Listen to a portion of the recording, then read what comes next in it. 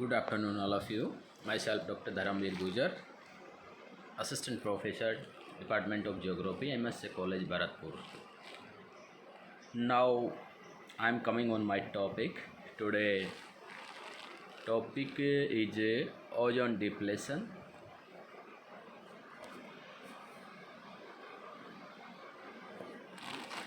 Introduction of the ozone depletion. What is depletion? What do you mean depletion? How many types of depletion? There are a lot of types, lot of layers in our atmosphere. Then ozone depletion is the thickness of ozone layer.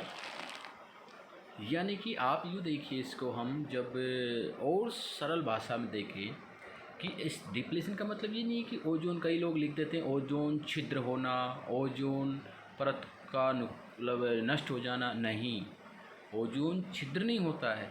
वो जो ozone की जो परत है उसकी thickness यानी कि वो हल्की सी पतली हो जाती है वहाँ पे। और आज हमें पतली क्यों होती है, किन किन कारणों के कारण होती है, इसी चीज़ का हम अध्ययन यहाँ पे करेंगे।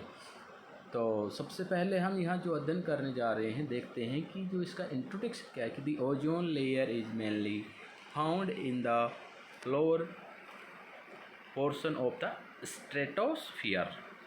जो स्ट्रेटोस्फियर है उसके नीचे वाले पोर्शन में ये approximately 50 to 35 kilometre above earth in the sky या इन द एटमोसफियर यूँ कह सकते हैं। although its thickness varies, आ गया यहाँ पे, its thickness varies only and geographical. The ozone layer was discovered in 1913 में French physicist Charles Fabry and Henri गुशियंस। तो अब इसमें ओजोन डिप्लेशन जो है मूल रूप से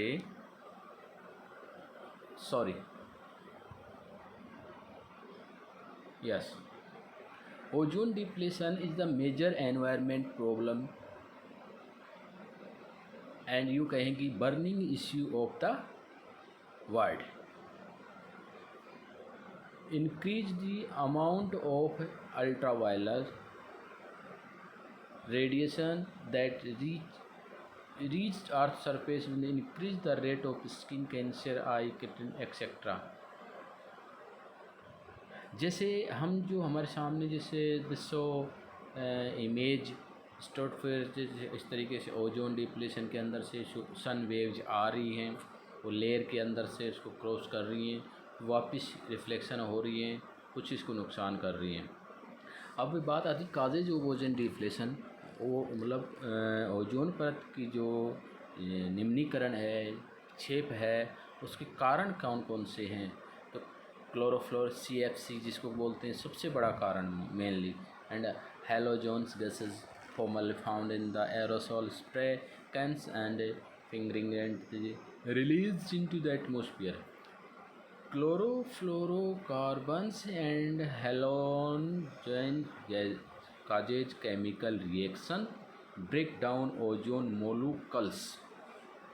मोलिक्यूल्स जो हैं यानी कि जो ओजोन की जो कण हैं उनको तोड़ देती हैं। Reduce ozone ultraviolet radiation absorbing capacity, तो उसकी जो कैपेसिटी है वह कम हो जाती है।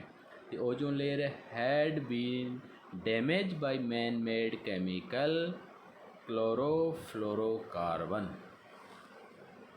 यानी कि मैन मेड प्रॉब्लम है ये मुख्य रूप से। What is ozone depletion and its effect, इसकी क्या क्या मतलब इसके इफ़ेक्ट्स हैं जो ओजोन डिप्लेशन है।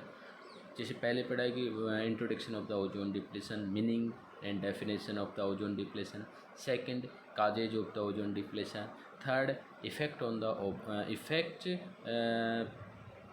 On our earth, our human, our environment, ozone layer depletion causes increase ultraviolet, यानी कि अल्ट्रावायलेट की जो रेज हैं वो रेडिएशन किरणें वो बढ़ जाती हैं level of the earth surface which is the damaging to human health. सबसे पहले तो ये जो मानव का जो स्वास्थ्य है उसको डैमेज करती है। Negative effect include increase in the certain type of skin cancer, I cataract and immune deficiency disorder, and ultraviolet ray also affect plant grow, reducing agriculture productive. So ozone depletion is the many type of the atmosphere, human, animal husbandry, flora and fauna, ecosystem, then atmosphere, environment, all types of affected by ozone depletion. Now इस में से जैसे 1984 में यहाँ ये देखिए, यहाँ पे जो है ना, ये जो सामने जैसे फर्स्ट 1984 का जो अर्थ है, ग्लोब है, यहाँ पे जैसे उत्तरी ध्रुव है, इस ध्रुव पे बिल्कुल थोड़ा ये येलो साइड है। लेकिन ये जो 1997 में आते आते जो ये ब्लू और बैंगनी टाइप का जो कलर हुआ है, इसका मतलब यहाँ पे जो ओजोन परत है उसकी जो थिकनेस है वो कम हुई है, क्योंकि यहाँ लंबे समय तक जो ह्यूमन मैन मेड जो ये प्रॉब्लम्स हैं, जैसे इंडस्ट्री है, ट्रांसपोर्टेशन है, पोल्यूशन जो बढ़ रहा है और जिसे इत्यादि कारण हुआ है। The largest Antarctic ozone hole recorded of the सितंबर 2006, ये देखिए यहाँ पे दिख रहा है आपको। अब हम जैसे मान लो हमारे सामने समस्या हुई, लेकिन ऐसा नहीं है कि हम इनके बारे में कोई अभी तक हमने इसकी सुरक्षा के या वो उपाय नहीं करे हैं। समय समय पर विभिन्न प्रकार के protection of the ozone depletion की कॉन्फ्रेंसेज हुई हैं, समिति हुई हैं, एंड और छोटे छोटे जिसे कहते हैं रिसर्च हुई है। सर्वप्रथम जो प्रयास था, first of all Montreal protocol Canada, 16 September 1987, Vienna conveyance 22 September 1988, United nation of environment and protection world action plan बना एजेंडा, जिसको 21 एजेंडा के नाम से जान जाते हैं। London conference 1990, Copenhagen 1992। इस प्रकार जो ओजोन परत है उससे जो वर्तमान में जलवायु परिवर्तन हुआ है, तो जलवायु परिवर्तन जैसे कि तापमान की थोड़ी सी जो मात्रा भी है, बहुत कम मात्रा भी अगर बढ़ती है या घटती है तो सीधा जलवायु के ऊपर प्रभाव करती है। जब जलवायु के ऊपर जब प्रभाव करती है तो अपन देखते हैं कि जलवायु के ऊपर जो जलवायु के तत्व हैं, जो मौसम के तत्व हैं, वह चाहे तापमान हो, चाहे पवने हो, चाहे वायुदाब हो, चाहे आर्द्रता हो, उनकी बहुत कम मात्रा भी घट और बढ़ती है तो उसका प्रभाव जलवायु पे होता है। अब जब जलवायु पे प्रभाव होता है तो जलवायु में परिवर्तन होता है, इसे ही जलवायु परिवर्तन कहते हैं। इस प्रकार ओजोन परत और जलवायु परिवर्तन में सीधा संबंध है, सापेक्ष और निरपेक्ष, सीधा जिसकी पूरकता है। क्योंकि जब ओजोन परत से अल्ट्रावायलेट किरण सीधी ज़्यादा मात्रा में धरातल की जो पृथ्वी की धरातल है उस पर आती है, अब जब इसके ऊपर आती है तो तापमान से होते ही थोड़ी सी मात्रा उसकी बढ़ जाती है। जैसे तापमान बढ़ा तो उसकी जो जलवायु के अन्य तत्व हैं, जो अन्य उसके सहयोगी कारक हैं, वह भी प्रभावित होते हैं, उनमें भी फ्लैक्चुएशन आ जाता है। अब जब उनमें फ्लैक्चुएशन आ गया तो ऑब्वियसली हर चीज़ में धीरे धीरे वायुमंडलीय दशाओं में, वायुमंडल की जो दशाओं के साथ साथ में जलवायु दशाओं में, इनमें सब में, वातावरण में, इनमें सब में बदलाव आएगा। जब इनमें बदलाव आएगा तो वहाँ का जो संपूर्ण जो पारिस्थितिकी है, संपूर्ण मानवीय फ्लोरा एंड फना है, उनमें भी उसका प्रभाव प्रतीत होगा। वहाँ की कृषि में प्रभाव प्रतीत होगा, वहाँ की जो एक भौगोलिक दशाओं में परिवर्तन होगा।